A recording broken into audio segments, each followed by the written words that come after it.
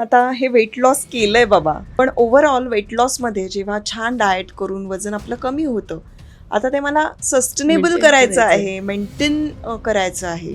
तर अशा वेळेला तुमच्याकडे काही फॉर्म्युला आहे? 6S formula. पहिलं म्हणजे सनलाईट. रोज 5 मिनिटं उगवत्या सूर्याकडे बघायचं. हां, आलं दुसरं शुगर, साखर कंप्लीट बंद.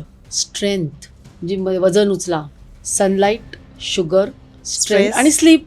हं, 6 ते 8 तास शांत झोप. 5वं हं. Social connections, family, friends. आपण भेटतो ना बऱ्याच जिथे वर्षांनी. जिथे आपल्याला किती जाऊन छान आनंद. स्ट्रेस रिलीज होतो तिथे. शेवटचं अतिशय महत्वाचं स्पिरिच्युअल एस.